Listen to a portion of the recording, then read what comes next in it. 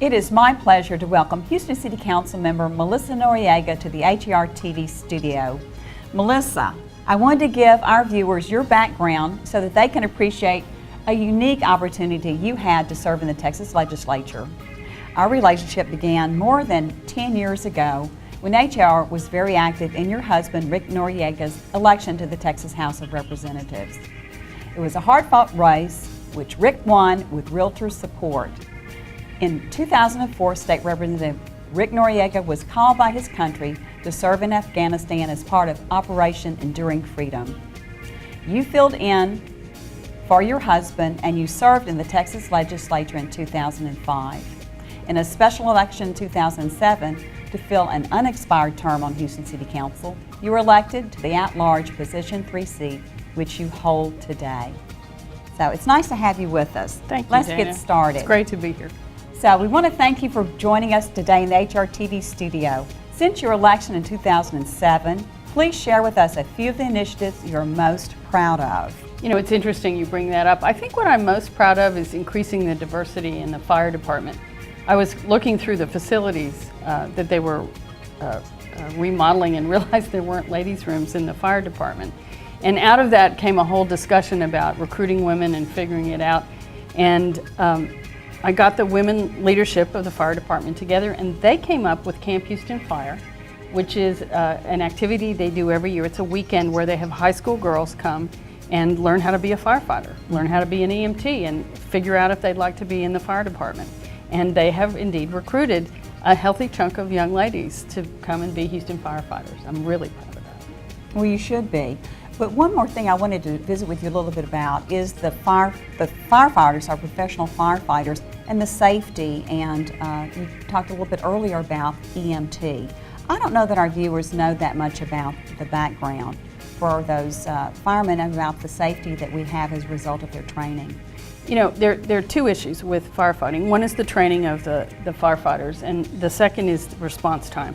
And we're good at both of those things. All of our Houston firefighters are EMTs. A good chunk of them are paramedics. And we have about a 4-minute response time. Every single unit, whether it's a ladder truck or an ambulance, has EMTs on it, and we can respond with any of those.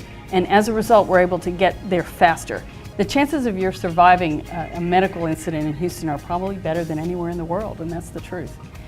They start pre-hospital care. They do the clot-busting drugs with a protocol through the Heart Institute. They just do terrific work.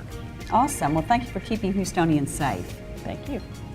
As you move now to your third and final term of office, what issues would you like to promote in your last 2 years? You know, I really, 2 years isn't very long. You end up with your hair on fire trying to get everything done. But I really have 3 things that I'm going to focus on. One is moving the crime lab down the field. I don't know whether I can get it resolved in 2 years, but it's been hanging on a long time. And we need a crime lab that's independent, that's competent, that's timely, that's fair and just. And I'm going to work on that. The second thing is rebuild Houston.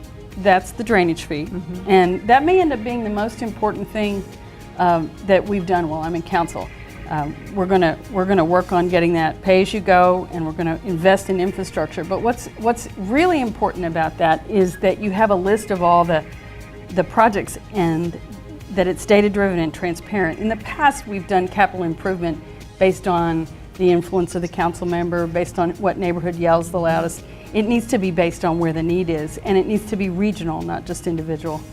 And then the third thing is jobs. You know, jobs follow rooftops, and when you have an excellent quality of life in Houston, you have a community that is tolerant, and you have universities and assets like the airport and transportation hubs. People move here, and businesses will come here. And so creating a quality of life that encourages investment in business here is the final thing. Well, and also the National Association of Realtors has done a study, and as a result of that study, they have determined that for every 2 real estate transactions, for every 2 closings, 1 job is created. So important to keep that in mind too. That's right. Begin your. That's right. Y'all are an important backbone to any of those kinds of opportunities for Houston. And you know, retail follows rooftop, so I totally support you in your efforts to create more jobs in Houston. Thank you, Melissa, for coming into the studio today. Is there anything you'd like for our viewers to know before we conclude our interview? You know, I'm glad you asked that. I read an interesting paper done by the Texas Municipal League, and it talked about municipal taxes. And a big chunk, about 40% of taxes go to school districts, and some of it goes to the county and the community college. But the piece of home taxes that when you set up escrow accounts or you're selling homes to citizens, if you take that and divide it by 12, it's less than your cable bill. And for less than your cable bill, an investment in your community, you get garbage picked up, you get roads, you turn on the water in the morning and brush your teeth and you flush your toilet and the water goes away.